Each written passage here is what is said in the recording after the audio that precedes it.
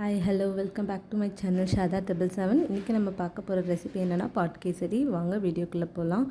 இன்றைக்கி என்னது பாட் கேசரின்னு புதுசாக இருக்குது என்னென்னு தெரியல. என் தங்கச்சி தான் செய்கிறா. என்னோடய தங்கச்சி இது கடகடன்னு இன்றைக்கி வந்து வா உனக்கு சூப்பராக ஒரு கேசரி செஞ்சு தரேன் அப்படின்னு சொல்லியிருந்தா. என்னது கேசரியா நீ நல்லா செய்வியாடின்னு கேட்டேன். உன்னோட நான் நல்லா தான் செய்வேன்.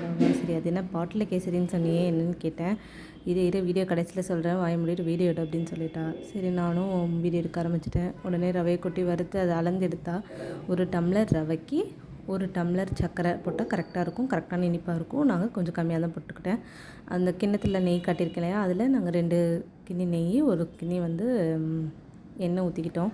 முந்திரி திராட்சை தேவையான அளவு, அது உங்களுடைய டேஸ்ட்டுக்கு ஏற்ப வேறு ஏதாவது வேணாலும் ஆட் பண்ணிக்கலாம். இது எல்லாத்தையும் இதுதான் அளவு.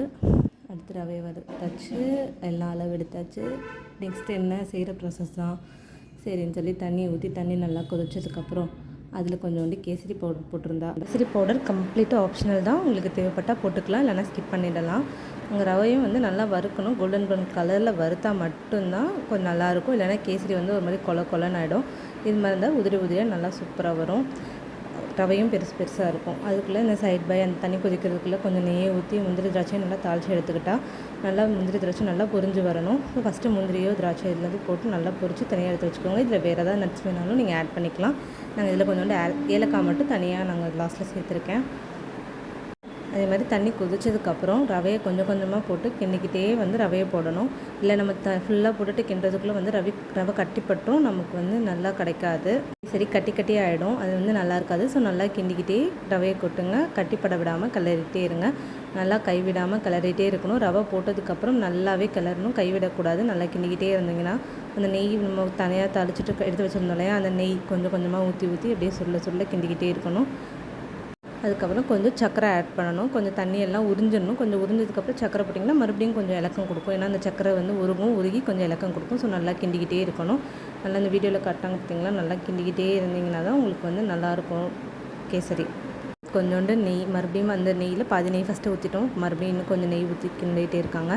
கொஞ்சம் கொஞ்சமாக ஊற்றி கிண்டிகிட்டே இருக்கணும். அதில் கொஞ்சம் எண்ணெய் ஊற்றினா அதை வந்து நாங்கள் காட்ட மறந்துட்டேன். ஸோ அது எண்ணெய் வேணும்னா அதே கிண்ணத்தில் ஒரு கிண்ணம் எண்ணெய் இருந்தாலும் ஊற்றிக்கலாம். இல்லை அதே நெய்யே நீங்கள் இன்னும் கொஞ்சம் நெய் பிடிக்கும்னா நெய்யே ஊற்றிக்கலாம். நல்லா திரட்டி கிண்டிக்கிட்டே வந்தீங்கன்னா நல்லா அல்வா மாதிரி வந்துடும். அது ரவனே யாருமே சொல்ல மாட்டாங்க.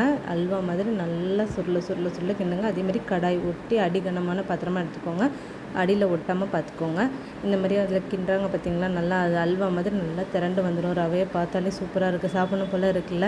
சரி இப்போயாவது சொல்லுடி என்னது பாட்டில் கேசரி அப்படின்னா, ஒரு 2 நிமிஷம் அப்படின்னு சொல்லி போய் ஒரு பாட் எடுத்துகிட்டு வந்தேன். அந்த பாட் எடுத்துகிட்டு வந்து பாட்டில் கேசரியை வச்சு இது தாண்டி அப்படின்ட்டா. என்னடி இப்படி சொல்லிட்டேன் அப்படின்னு சொல்லி கேட்டால், உன் பையன் தான் வந்து மம்மி எனக்கு கேசரி செஞ்சு இந்த பாட்டில் வச்சு கொடுன்னு சொன்னான், அதனால தாண்டி நான் செய்யவே வந்தேன். அதுதான் சரி உங்ககிட்ட பாட் கேசரின்னு சொன்னேன் அப்படின்னா. இந்த நட்ஸ் எல்லாம் சேர்த்து கிண்டி முடிச்சு அந்த பாட்டில் வச்சு இதான் பாட் கேசரின்னு சொல்லி முடிச்சுட்டு போயிட்டா.